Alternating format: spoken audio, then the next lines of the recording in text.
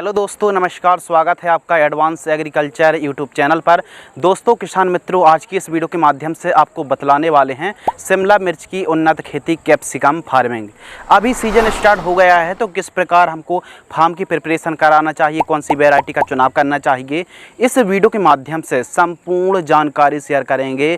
Capsicum farming का पूरा विश्लेषण करने वाले हैं, वो भी डिटेल के साथ, क्योंकि वैरायटी यानी सीड्स का चुनाव करते समय, वैरायटी का चुनाव सिलेक्शन करते समय काफ़ी समस्या का सामना करना पड़ता है। और जो किसान भाई साधारण तरीके से भी खेती करने की सोच रहे हैं या फिर करना चाहते हैं, कम लागत पर कैप्सिकम का एक अच्छा मुनाफा निकालना चाहते हैं, तो इस वीडियो को देखकर आपको काफ़ी हेल्प होगी, काफ़ी मदद होगी। क्योंकि रोग बीमारी का इलाज, उपाय, स्प्रे, एरीगेशन, फर्टिगेशन के साथ साथ नेट प्रॉफिट, एक एकड़ में कितनी लागत लगेगी, साथ ही दोस्तों बाजार भाव के साथ साथ उत्पादन डिटेल में इस वीडियो के माध्यम से बतलाएंगे कि किस प्रकार आपको घर में ही सस्ते में नर्सरी तैयार करनी है, कैसे आप शिमला मिर्च की क्रॉप को स्टेप बाय स्टेप आप मतलब बढ़वार के समय कौन सी खाद देनी है, कौन सी न्यूट्रिएंट की पूर्ति करना है, तो इस वीडियो के माध्यम से दोस्तों डिटेल में संपूर्ण जानकारी शेयर करेंगे। वीडियो को लाइक कर दीजिए, चैनल को सब्सक्राइब कर दीजिए। यदि आप इस चैनल पर द एडवांस एग्रीकल्चर पर पहली बार विजिट कर रहे हैं तो ज़रूर सदस्यता ले लीजिए। चलिए शुरू करते हैं। सबसे पहले बात करते हैं अनुकूल समय यानी टाइमिंग। तो हर एक फसल के लिए टाइमिंग बहुत ज़्यादा ज़रूरी रहती है। तो शिमला मिर्च के लिए पौधरोपण के लिए एक्यूरेट और जो सही समय है दोस्तों बरसात के लिए अगस्त जो महीना है काफ़ी अनुकूल माना जाता है। अगस्त से लेकर सितंबर के मध्य आपको पौधरोपण कर देना चाहिए। और वहीं यदि आप गर्मियों के दिनों पर खेती करने की सोच रहे हैं तो नवंबर और दिसंबर काफ़ी ज़्यादा अनुकूल समय माना जाता है। लेकिन बरसात के दिनों पर कर रहे हैं तो बरसात आने से पहले मल्चिंग और ड्रिप बिछवा दीजिए, वेट तैयार करा लीजिए। और जो अगस्त का महीना है, जुलाई अगस्त का महीना है दोस्तों, इस समय आपको पौधरोपण कर देना चाहिए। जलवायु और तापमान के ऊपर दोस्तों बात करते हैं तो कैप्सिकम की जो क्रॉप है यह ठंडे, नम, आर्द्र जलवायु की इस फसल को आवश्यकता पड़ती है। और इसके लिए जो टेम्परेचर है कम से कम 10 से 12 और अधिकतम 35 से 36 डिग्री सेल्सियस का जो टेम्परेचर रहता है। और फूल की अवस्था पर 25 से लेकर 30 डिग्री सेल्सियस का जो टेम्परेचर रहता है, काफ़ी अच्छी तरीके से फ्लावरिंग और फ्रूटिंग सेट हो पाते हैं। तो इस प्रकार दोस्तों आप समझ सकते हैं, जहां पर आप टमाटर की खेती कर सकते हैं, भिंडी, बरबटी, पत्ता गोभी, फूल गोभी की खेती कर सकते हैं, वहां पर आप कैप्सिकम की खेती भी कर सकते हैं। अब तो सभी राज्यों पर आप कैप्सिकम की खेती कर सकते हैं, कोई दिक्कत की बात नहीं है।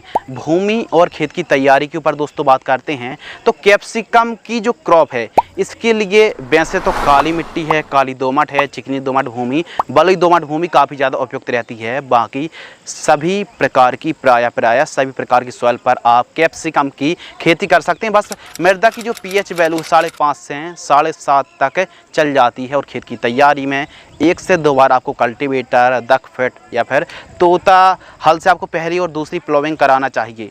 या फिर गर्मियों के दिनों से पहले ही, कम से कम 1 महीने पहले ही जो गहराई में प्लाव चलता है उससे प्लोविंग कराइए। और कम से कम 30 दिन की तेज़ धूप लगाना है। फिर उसके बाद कल्टीवेटर से आपको मिट्टी को ठीक तरीके से समतल करा लेना है। डिस्क हैरो या फिर रोटावेटर से, जो कि आप वीडियो पर देख रहे हैं, कुछ इस प्रकार आपको एकदम मिट्टी को भुरभुरी करा लेना है। यदि मिट्टी भुरभुरी रहेगी किसान भाइयों तो फिर बेड बनाने में, जो आप बेड मेकर फिर बेड राइजर से बेड तैयार करेंगे, मल्चिंग बिछाएंगे, फिर समस्या नहीं जाएगी। तो मिट्टी भुरभुरी होना बहुत ज़्यादा दोस्तों ज़रूरी है। तो इस प्रकार खेत की तैयारी कराना है। और जी हाँ, कैप्सिकम की एक ऐसी फसल है साफ़ सफाई थोड़ा ज़्यादा ज़रूरत पड़ती है। तो प्रॉपर साफ़ सफाई के लिए खेत के चारों साइड तारबंदी करा लीजिए, 5 फीट वाली ग्रीन नेट खींच लीजिए। क्योंकि लीफ कर्ल वायरस और फफूंदी जनित्र वायरस के साथ साथ जो वायरस जनित्र बीमारी है काफ़ी प्रकोप देखने के लिए मिलता है। वायरस कोकड़ा रोग आता है। तो ग्रीन नेट खींच लीजिए ताकि एक खेत से दूसरे खेत में जो वायरस है वो ना आ पाए, ना फैल पाए। तो इसलिए प्रोटेक्शन करना, साफ़ सफाई रखना, इन बातों को आपको ध्यान रखना है। तो इस प्रकार खेत की तैयारी आपको कराना चाहिए। कैप्सिकम की वैरायटी के ऊपर दोस्तों बात करते हैं तो जो शिमला मिर्च की किस्में हैं, वैरायटी हैं, वो भारत भर में सैकड़ों वैरायटी हैं। लेकिन काफ़ी अच्छा प्रोडक्शन और सभी भूमि पर, जलवायु पर, टेम्परेचर पर जो वैरायटी है वो ग्रो हो जाए, ग्रो के साथ साथ फल का साइज़ अच्छा है, एकदम ग्रीन डार्कनेस देखने के लिए मिले। जब हम अपनी उपज को बाज़ार में ले जाएं तो जो वैरायटी वो काफ़ी अच्छा परफॉर्मेंस करे और जल्दी से जल्दी बिक जाए। तो इसके लिए जो हम वैरायटी बतलाएंगे काफ़ी अच्छा उत्पादन देने वाली किस्मों में से एक है। नंबर 1 क्लाउस की आशा F1 के नाम से आती है, सिजेंटा कंपनी की इंट्रूडर के नाम से आती है और सिजेंटा कंपनी की इंदिरा F1 के नाम से भी आती है। ये भी काफ़ी अच्छी वैरायटी है। ईस्ट वेस्ट की कावेरी 254 के नाम से आती है। सेमिनिस कंपनी की भी वैरायटी आती है। इसके अलावा इंडस सीड्स की इंडस 1201 और इंडो अमेरिकन की इंडम भारत जैसी वैरायटी को आप लगा सकते हैं। यह वैरायटी काफ़ी अच्छी हैं, लेकिन अब तो और भी ज़्यादा improve variety, hybrid variety market में आ गई हैं, तो उनको भी आप चुनाव और सिलेक्शन कर सकते हैं। क्या इससे पहले भी इन वैरायटी के अलावा आपने कोई नई वैरायटी को ट्राई किया है, उसका अच्छा परफॉर्मेंस रहा है, उत्पादन रहा है, तो बेशक आप कमेंट सेक्शन में किसानों की मदद कर सकते हैं। ज़रूर बताइए कि कौन सी वैरायटी सबसे बेस्ट है, कमेंट सेक्शन खाली है। प्रति एकड़ सीड्स के ऊपर दोस्तों बात करते हैं। कैप्सिकम की खेती आप वैज्ञानिक तरीके से मल्चिंग ड्रिप में कर रहे हैं तो 1 एकड़ में 90 ग्राम से लेकर 100 ग्राम सीड्स की रिक्वायरमेंट पड़ने वाली और संपूर्ण जानकारी प्रति एकड़ की दर से शेयर करेंगे।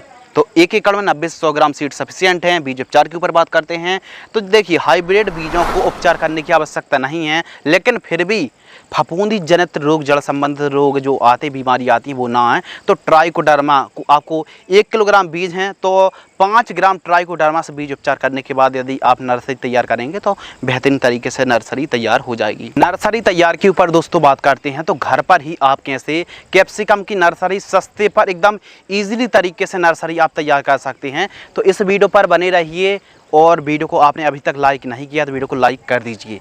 तो देखिए, नर्सरी किस प्रकार घर में तैयार करनी है। तो जो आप इस प्रकार की झोपड़ी देख रहे हैं, इस प्रकार आपको तंबू बना लेना है, पहली बात है।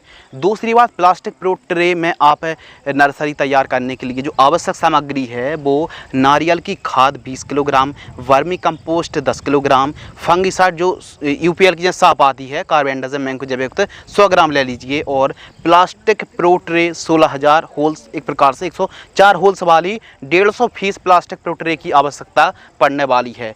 तो इनको सबको मिक्स करना है, यानी वर्मी कंपोस्ट को और नारियल की खाद को, इनको ठीक तरीके से मिक्स कर लीजिए दोस्तों और प्लास्टिक प्रो ट्रे में भर करके एक एक बीजों की आपको सोइंग करना है, कुछ इस प्रकार जो कि आप वीडियो पर देख रहे हैं। फिर उसके बाद एक लेयर फिर वापस से जो कोकोपेट है, वर्मी कंपोस्ट है, इसकी लेयर एक और बिछा दीजिए, कुछ इस प्रकार ठीक तरीके से कवर करना है और उसके बाद मल्चिंग पेपर में दोस्तों इस प्रकार कवर करके रखना है। इससे गर्माहट, हीट जनरेट होने से अंकुरण काफ़ी अच्छा होता है। तो इस प्रकार यदि आप 4-5-6 दिन के आसपास यदि आप कवर करके रखते हैं तो फिर अंकुरण काफ़ी अच्छा हो जाता है। और जो आपने झोपड़ी बनाई है, जो वाइट शेड नेट की झोपड़ी बनाई है, वहाँ पर भी दोस्तों आप निकाल के रख दीजिए।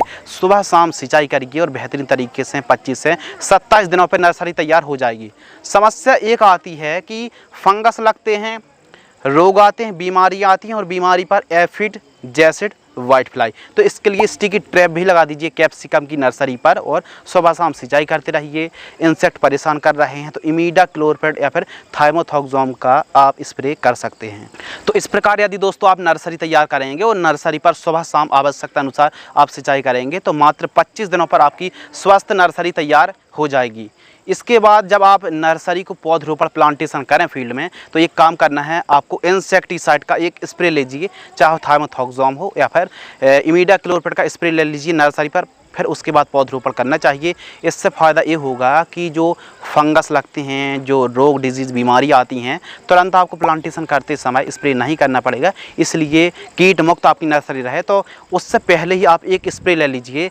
मात्र 2 से 3 लीटर पर आपकी पूरी नर्सरी स्प्रे हो जाएगी और फिर उसके बाद प्लांटेशन करना चाहिए। तो इस विधि से यदि आप प्लास्टिक प्रो ट्रे विधि से आप नर्सरी तैयार करते हैं तो आसानी तरीके से नर्सरी तैयार हो जाएगी।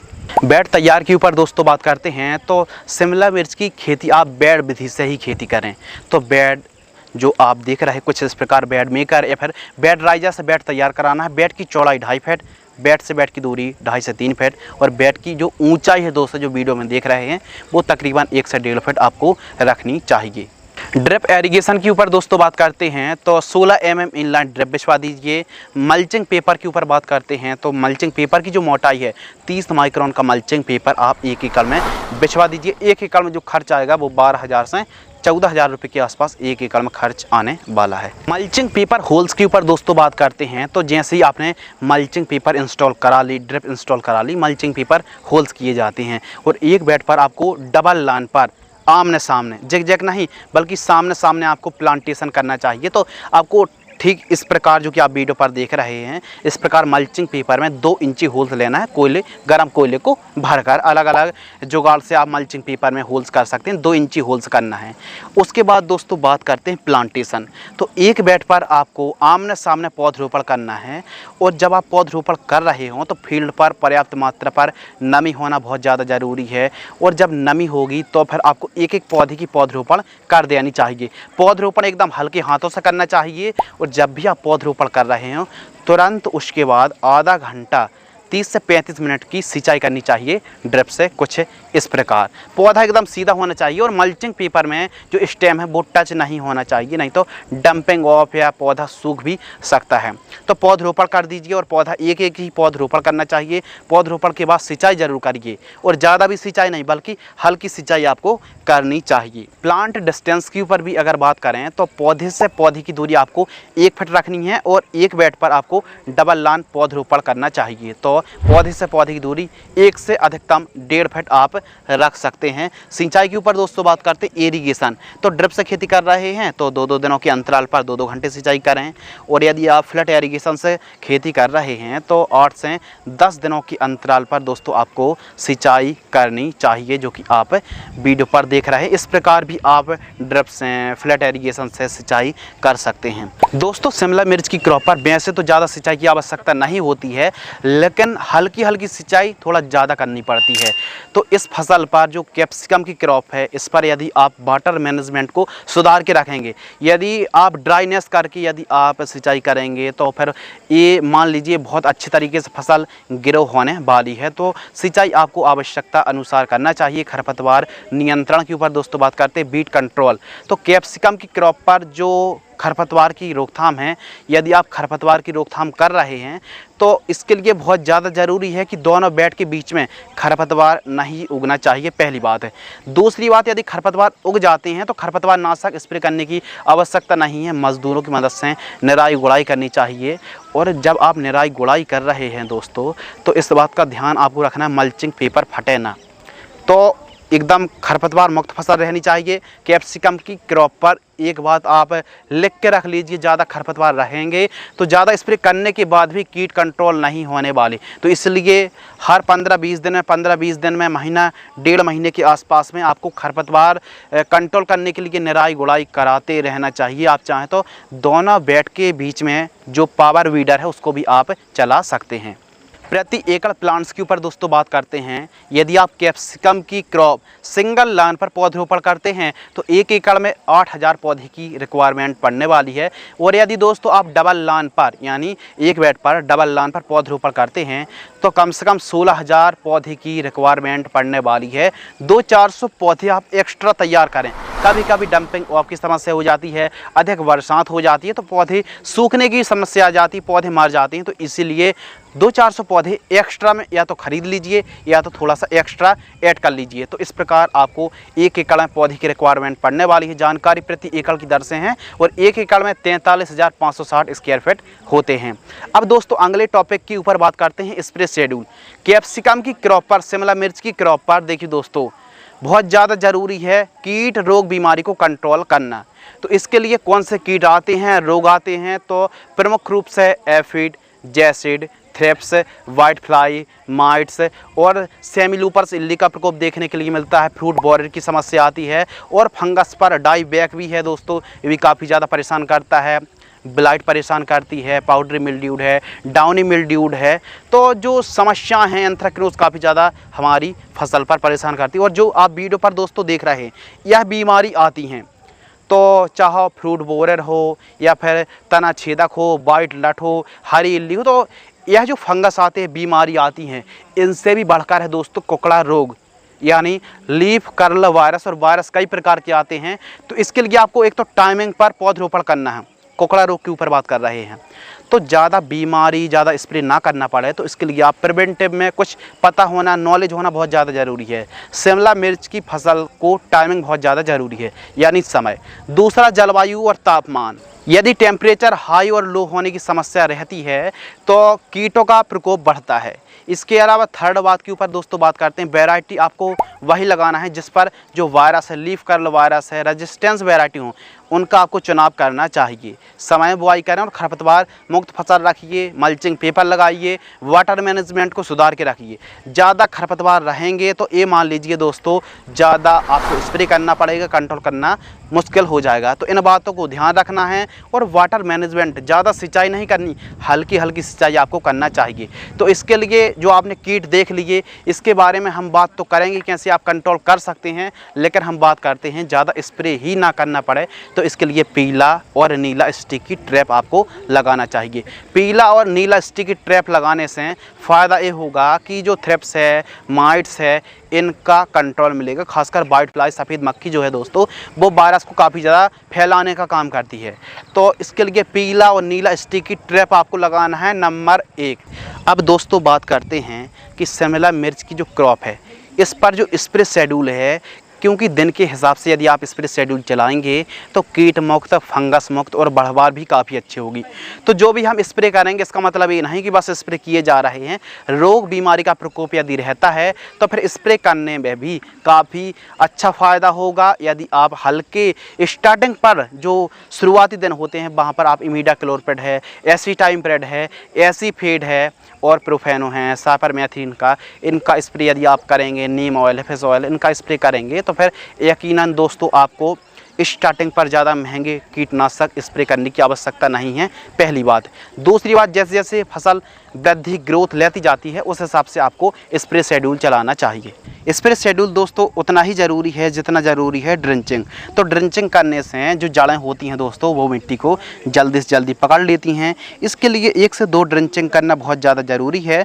फर्स्ट ड्रिंचिंग ट्रांसप्लांट से 2 से 3 दिन के आसपास की फसल होती है तो NPK 19-19-19 1 kilo, humic acid 1 kilo, 200 litre पानी घोल करके 1 एकड़ में जितने पौधे आपने लगाए हैं उस हिसाब से दोस्तों आपको ड्रिंचिंग करना चाहिए। सेकंड ड्रिंचिंग, और जो ड्रिंचिंग आप कर रहे हैं जड़ों के पास करना है, पत्तों पर नहीं करना, स्प्रे नहीं करना है, बल्कि आपको घुट्टी की तरह 50 से लेकर 100 ml की दर से आपको प्रति पौधा पर ड्रिंचिंग करना चाहिए। सेकंड ड्रिंचिंग 6 से 7 दिन के आसपास की फसल होती है तो NPK घुलनशील खाद 1261 1 किलोग्राम, माइक्रो न्यूट्रिएंट 500 ग्राम 200 लीटर पानी घोल करके तो ड्रिंचिंग करना चाहिए। दोस्तों आपको जानकारी के लिए बतला दें, और हम बात कर रहे थे स्प्रे शेड्यूल। देखिए 2 ड्रिंचिंग करना काफ़ी होता है, लेकिन बात चल रही थी स्प्रे शेड्यूल, क्योंकि काफ़ी ज़्यादा इम्पोर्टेंट है। तो किसानों को ज़्यादा स्प्रे ना करना पड़े, या फिर जो भी स्प्रे कर रहे हैं बेहतरीन रिजल्ट मिल सके, तो हमारे किसान भाइयों का और हर एक किसान भाई की एक ही चाहत रहती है कि जो भी हम कीटनाशक, फंगीसाइड का स्प्रे कर रहे हैं उसके रिज़ल्ट हमको भरपूर मिलना बहुत ज़्यादा ज़रूरी है। तो जो स्प्रे आप करें, बल्कि दिन के हिसाब से नहीं, बीमारी के हिसाब से करें। यदि सफ़ेद मक्खी का प्रकोप है तो इसके लिए जो स्प्रे शेड्यूल है कुछ इस प्रकार है, आइए समझते हैं। सफ़ेद मक्खी के लिए किसी एक कीटनाशक का आप स्प्रे ले सकते हैं। पीला और नीला ट्रैप तो आपको लगाना है। 15 लीटर की दर से किसी एक कीटनाशक का आप स्प्रे ले सकते हैं, जो कि आप वीडियो पर देख रहे हैं। इनमें से कोई भी एक कीटनाशक का स्प्रे कर सकते हैं सिलिकॉन चिप को मिलाकर। इसके अलावा यदि थ्रिप्स की समस्या है तो इसके लिए आप इन 3-4 जो कीटनाशक देख रहे हैं, इनमें से कोई एक कीटनाशक स्प्रे कर दीजिए 15 लीटर की दर से। इसके अलावा माइट्स का प्रकोप भी होता है, तो जो कीटनाशक आप देख रहे हैं, मकड़ी नाशक, इन दोनों में से कोई एक। फली छेदक का प्रकोप है तो अदामा की फेलेथोरा 25 ml, या फिर जो FMC की मार्शल आती है 40 ml, एम्पलीगो आती है 8 से 10 ml, और अदामा इंडिया कंपनी की 12 जाइट इंसेक्टिसाइड, इनको आप किसी एक को स्प्रे करेंगे तो बेहतरीन रिजल्ट देखने के लिए मिलेगा। Powdery mildew, anthracnose, leaf spot आता है तो कोई एक फंगीसाइड को 15 लीटर की दर से आप दोस्तों स्प्रे कर सकते हैं। अब ब्लाइट भी आता है, यानी झुलसा। तो झुलसा के लिए UPL की साफ स्टार्टिंग पर, डुपॉन्ट की करजट है, बायर की इन्फिनिटो है, कोई एक का स्प्रे कर दीजिए। तो इनमें से आपको बेहतरीन रिजल्ट के लिए कोई एक स्प्रे कर दीजिए जैसी बीमारी रहती हैं। अब ज़रूर नहीं कि उसी कंपनी की कीटनाशक लेनी है, बल्कि जो भी आपको अच्छी लगे उसको ले सकते हैं। फल फूल ड्रॉप के लिए बायर की प्लानोफेक्स आपको 5 ml या फिर घरड़ा की चमत्कार 15 लीटर की दर से स्प्रे कर दीजिए। यदि आपको लग रहा है फल फूल ड्रॉप हो रहे हैं, तो फल फूल नहीं आ रहा है तो कोई एक टॉनिक का स्प्रे कर दीजिए। तो इस प्रकार दोस्तों आप स्प्रे शेड्यूल चला सकते हैं। इसके अलावा भी यदि आप कन्फ्यूज हो रहे हैं कि हमको पता नहीं चल पा रहा है कि कौन से दिन क्या स्प्रे करना है, तो दिन के हिसाब से भी आप फॉलो कर सकते हैं। पहले हमने समझाया कि कौन सी बीमारी आती है, उनमें से कोई एक कीटनाशक का स्प्रे कर दीजिए। तो दिन के हिसाब से भी थोड़ा समझ लेते हैं। फर्स्ट स्प्रे 15 से 20 दिन बायर की एंट्राकोल फंगिसाइड 40 से 50 ग्राम लेना है। यूपीएल की लांसर गोल्ड 50 ग्राम 15 लीटर पानी घोल करके स्प्रे करना चाहिए। सेकेंड स्प्रे 30 से 40 दिन। थर्ड स्प्रे 60 से 80 दिन और फोर्थ स्प्रे 100 से 120 दिन के आसपास की फसल होती है। फिफ्थ स्प्रे 140 से 150 दिन की फसल होती है और छठवां स्प्रे 170 से 180 दिन के आसपास की फसल होती है। एवं सातवां जो स्प्रे है 190 से 200 दिन के आसपास की फसल होती है। घरड़ा की पोलेस, बायोआर 303 और बायर की ओबेरॉन इंसेक्टिसाइड, इन तीनों को मिक्स करके 15 लीटर की दर से स्प्रे करना चाहिए। तो जो 210 दिन तक यानी लगभग 7 महीने के आसपास तक का डोज दोस्तों हमने आपको बतला दिया। तो इस हिसाब से आपको स्प्रे आवश्यकता अनुसार चलाना चाहिए। ज़रूर नहीं कि जो हमने कीटनाशक फंगिसाइड के नाम बतलाए हैं उनको आपको अप्लाई करना है, फॉलो करना है। तो इस हिसाब से आवश्यकता अनुसार कीटनाशक फंगिसाइड का स्प्रे शेड्यूल चलाना चाहिए। अब बात करते हैं फर्टिगेशन शेड्यूल, यानी खाद जो आप न्यूट्रिएंट की पूर्ति करेंगे, तो आवश्यकता अनुसार खाद शेड्यूल। तो जो फर्टिगेशन शेड्यूल है, यदि आप साधारण तरीके से खेती करते हैं तो 25 से 30 दिन की फसल होती है। प्रति एकड़ जड़ों के पास देकर सिंचाई करें इन तीनों खादों को। सेकंड खाद 40 से 50 दिन और थर्ड खाद के ऊपर बात करें 70 से 90 दिन। फोर्थ खाद 120 से 140 दिन और फिफ्थ खाद 150 से 160 दिन के आसपास की फसल होती है। तो इनको आवश्यकता अनुसार चलाना चाहिए। छठवीं खाद के ऊपर दोस्तों बात करते हैं तो 180 से 200 दिन के बीच इन खादों को चलाइए। यदि आप दोस्तों ड्रिप से खेती करते हैं तो वाटर सेल्युअल फर्टिलाइजर छोड़नी पड़ेंगी। तो जो घुलनशील खाद हैं वो कुछ इस प्रकार हैं। तो घुलनशील खाद में एक दिन में एक खाद चलानी है। जो फर्स्ट कॉम्बिनेशन है 5-5 दिनों के अंतराल पर आपको चलानी चाहिए। एक दिन में एक खाद, ध्यान रखिए। तो 15 दिन से लेकर 40 दिन के मध्य इन खादों को चलाइए। एक दिन में एक खाद ही चलानी, सभी खादों को नहीं छोड़ना है। तो ड्रिप से चलाइए। सेकंड कॉम्बिनेशन 45 से 70 दिन और थर्ड कॉम्बिनेशन 75 से 200 दिन के बीच इन कॉम्बिनेशन को चलाइए। एक दिन में एक खाद जो आप क्वांटिटी देख रहे हैं ड्रिप से आपको चलानी चाहिए। ये सभी की सभी खादें वाटर सेल्युअल हैं, यानी घुलनशील खादें हैं। लाइफ साइकिल के ऊपर दोस्तों बात करते हैं तो कैप्सिकम की क्रॉप 7 से 8 महीने के आसपास चलती है। प्रथम तोड़ाई 65 से 70 दिन। लागत यदि आप वैज्ञानिक तरीके से ड्रिप विधि से खेती करते हैं तो 1.5 लाख रुपए के आसपास खर्च आएगा। स्प्रे शेड्यूल, खाद का शेड्यूल, मजदूर खर्च, जो भी आप वैरायटी लगाए हैं नर्सरी तैयार, तो 1.5 लाख कम से कम एक एकड़ में खर्च लगने वाला है। बाजार भाव फ्लेक्सिबल रहता है, कम से कम 15 से लेकर 40 रुपये के मध्य हमारे किसान भाइयों को रेट देखने के लिए मिलता है। इससे ऊपर भी यदि रेट अच्छे रहते हैं तो 70 रुपये, 80 रुपये, 100 रुपये, 150 रुपये केजी तक का रेट भी किसान भाइयों को थोक रेट मिल जाता है। यदि आपके बाज़ार में जो मंडी है, लोकल मंडी, वहाँ पर यदि बाज़ार भाव अच्छे नहीं हैं तो आप बाहर यानी अदर स्टेट भी भिजवा सकते हैं। उत्पादन के ऊपर दोस्तों बात करते हैं तो एक एकड़ में 50 से 60 टन के आसपास पैदावार देखने के लिए मिलती है। इससे भी उत्पादन बढ़ सकता है। मुनाफा के ऊपर दोस्तों बात करते हैं 20 रुपये का रेट मिलता है, यानी 2000 रुपये कुंटल। और एक एकड़ में पैदावार मान लेते 500 कुंटल, तो ये मान लीजिए दोस्तों 10 लाख रुपये के आसपास हमारा मुनाफा आ गया। 1.5 लाख लागत घटा देंगे तो जो दोस्तों हमारा नेट प्रॉफिट है वो 8.5 लाख रुपये के आसपास आएगा। तो जो नेट प्रॉफिट है, शुद्ध आमदनी है, वो बड़े आराम से आप 8 लाख रुपए तो ये मान लीजिए आप कमाई कर पाएंगे। तो कैप्सिकम की एक ऐसी फसल है जो कि सभी किसान भाई खेती कर सकते हैं और काफ़ी अच्छा प्रॉफिट देने वाली यह सब्जियों में से एक है। तो हमारे किसान भाई कैप्सिकम यानी शिमला मिर्च की खेती करके काफ़ी अच्छा प्रॉफिट निकाल सकते हैं। अब यदि बाजार भाव थोड़ा कम भी रहते हैं, उत्पादन कम भी रहता है, तो अभी आप एक एकड़ से 6 से 7 लाख रुपए कमाई कर सकते हैं। यदि आपको यह वीडियो पसंद आती है तो वीडियो को लाइक करें। आपके मन में कोई सवाल हैं या फिर कोई डाउट्स हैं तो कमेंट सेक्शन खाली है, कमेंट्स कर सकते हैं। धन्यवाद।